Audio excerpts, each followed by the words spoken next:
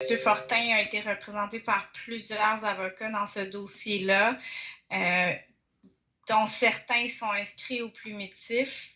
Je me souviens qu'on recevait aussi des communications de d'autres avocats qui disaient représenter ou qu'ils allaient représenter M. Fortin, mais on leur demandait de produire leur réponse à l'assignation de manière formelle pour qu'on puisse communiquer avec eux, et finalement, ce n'était pas fait. Donc, entre les avocats, oui, il y a eu des mises en demeure aussi adressées à M. Fortin de se constituer un nouveau procureur. Alors, durant les périodes non représentées, il est possible qu'on ait eu, oui, à écrire directement à M. Fortin.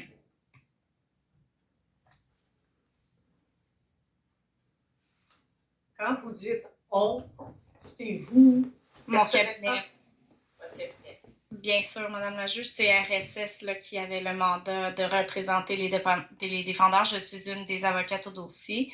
On est une équipe. Là. Est-ce que vous étiez la maître d'œuvre, la leader? Oui, j'ai été avocate responsable du dossier. M. Fortin a cité ma collègue, maître Elisabeth Laroche, qui a aussi fait l'audition avec moi. J'ai des avocats juniors aussi là, qui ont travaillé dans le dossier, des parajuristes et autres. Là.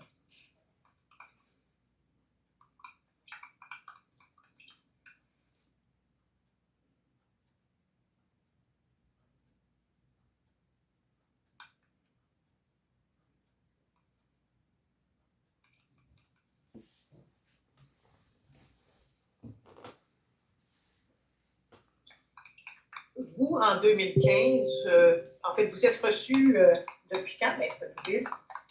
Je suis un barreau 2005. Donc, en 2015, vous avez déjà 10 ans de métier. Oui. Et vous pilotez ce dossier, arrive le protocole, arrivent les évaluations de la durée. C'est vous qui faites l'évaluation ou c'est le bureau qui fait l'évaluation? Vous vous référez à la demande d'inscription pour instruction et jugement par déclaration commune? En fait, je n'ai pas ces procédures-là, mais je réfère à toute documentation qui vient soutenir ce que M. Fortin vous reproche, c'est-à-dire d'avoir fixé ou demandé 3 jours d'audition oui. pour votre défense, d'avoir identifié des témoins pour votre défense. M. Fortin dit qu'il y a là pas du copinage, mais de la connivence. Alors, je veux voir ce qu'il en est là. Un instant. Monsieur Fortin? Oui. Oui, Madame la juge. Je rappelle que bien que vous êtes dans votre demeure, oui. Il y a un protocole. Vous ne pouvez pas vous lever sans me demander la permission. OK, j'ai fait sortir le chat de la chambre. Alors là, vous ne le ferez pas rentrer. Non, j'ai fermé la porte, Madame la juge, il ne rentre plus, là. Merci beaucoup, parce que je tiens à vous avoir avec nous, là. Merci, Madame vous la devez juge. agir comme si vous étiez devant une salle d'audience. Donc, ne pas bouger et écouter attentivement ce qui se passe. C'est votre dossier. Donc, Maître Bouville, alors, la question, je pense que vous... Oui, ben j'ai compris. Là, les procédures sont toujours signées par mon cabinet, mais c'est moi, effectivement, qui a rempli la demande d'inscription commune avec Maître Bergeron, dans laquelle, effectivement, M. Fortin avait annoncé 4 témoins, si je me fie aux documents que j'ai devant moi, c'est-à-dire il y avait lui-même, Maître Gilles Gravel qui était mon client, il y avait une Madame Chantal Lafortune et une Maître Isabelle Marceau. Et pour notre part, on avait effectivement rempli notre déclaration commune en indiquant à notre tour Maître Gravel qui était notre client, un représentant de chacune des compagnies d'assurance en cause qui sont venus au procès, c'est-à-dire Financière Manvie, Empire Vie, Colonia, Industrielle Alliance. On avait mis le courtier d'assurance Jean-Marie Vézina qui avait vendu les polices d'assurance à l'époque. On avait mis le même témoin, Mme Chantal Lafortune, qui était aussi un témoin de M. Fortin, et on avait mis les 5 procureurs qui avaient représenté M. Fortin dans sa cause avec Maître Gilles Gravel, parce qu'il était poursuivi à l'époque pour un devoir de conseil. Alors, on avait mis les 5 avocats là, qui l'avaient aussi représenté et lui avaient aussi rendu des conseils. Alors, si je peux répondre aux reproches formulés par M. Fortin, tous ces témoins ont bel et bien été assignés à l'audition, 2 fois plutôt qu'une, puisque l'audition avait été reportée.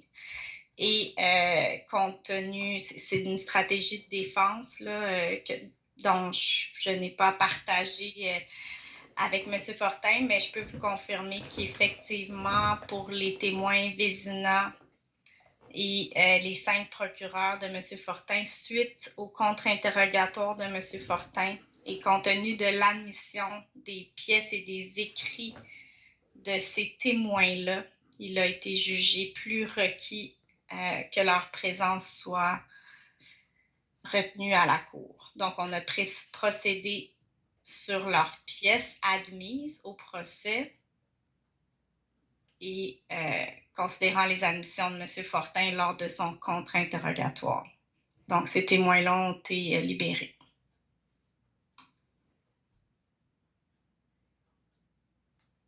Et l'audition était prévue pour 7 jours selon l'attestation de dossier émise et elle a effectivement duré 7 jours.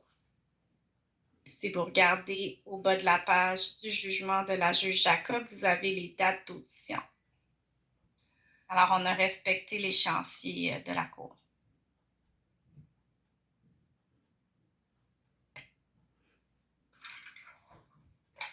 Alors, ce que vous me faites comprendre de Maître Douville, c'est que Maître Gravel était poursuivi pour malpractice, comme on dit en bon français, alors qu'il avait été l'avocat de M. Fortin.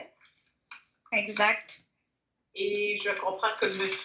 Gravel avait été précédé de 5 avocats avant qu'il arrive au dossier de M. Fortin.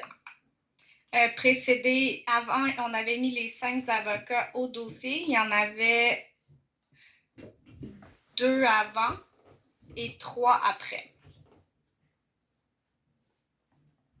Excusez, le contraire. 3 avant, 2 après. Donc, oui. 3 avant, 2 après.